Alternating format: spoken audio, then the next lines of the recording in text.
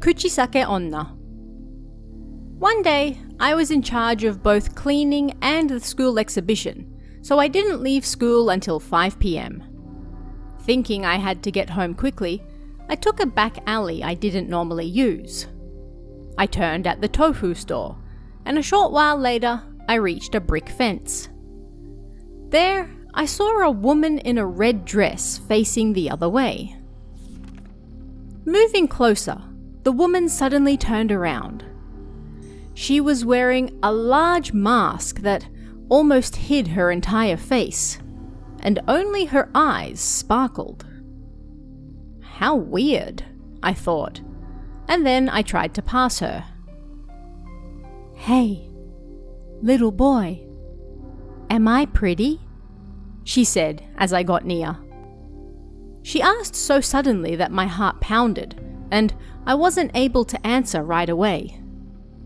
Then she asked again, "Am I pretty?" She was wearing a mask, so how could I tell, I thought. I tried to move past her again, not paying her any attention, but she put her hands out in front of me and wouldn't let me by. "Am I pretty?" Annoyed, I answered, "Yes, you are." At that same moment, the woman took off her mask and moved her face closer to mine. "How about now?" Her mouth was cut wide open to her ears.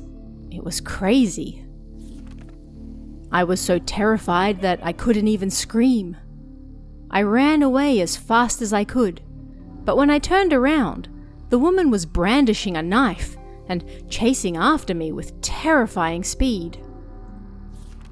But I was a track athlete, so I ran as fast as I could and was able to get away.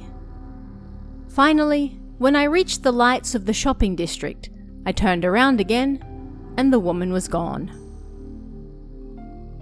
A few days later, I thought it might be safer if I returned home from cram school with Yoshio-kun. We took the back streets, but we strolled past the children's park without a care in the world. Then, we saw a woman in white pants and red clothes facing the other way. Red clothes again? I don't like this, I thought, and when we tried to pass her, the woman turned around. Just like last time, the woman had a large mask on her face. A chill ran down my spine. The woman approached us and asked, "Am I pretty?" I hid behind Yoshio-kun. "You're ugly," he answered. The woman immediately removed her mask, and, just like last time, her mouth was cut all the way up to her ears. Yoshio-kun stepped back in surprise, and then the woman raised a sickle she'd been hiding. "Yeah!" The two of us ran away as fast as we could. Yoshio-kun was slow, so I ran past him and kept going. The woman with the slit mouth ran with incredible speed and caught up to Yoshio-kun. He's done for, I thought. And as the woman raised the sickle to strike, for some reason, Yoshio-kun said, "Pomade! Pomade! Pomade!" 3 times quickly. And what do you think happened next? The woman stumbled forward, as though pushed from behind, and, with a sad look on her face, ran away.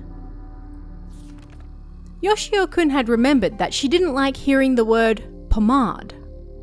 After that, the word pomade was written all over the long school fence in both big and small letters. Strangely, after those words were written like an incantation all over the fence, the woman with the slit mouth was never seen again.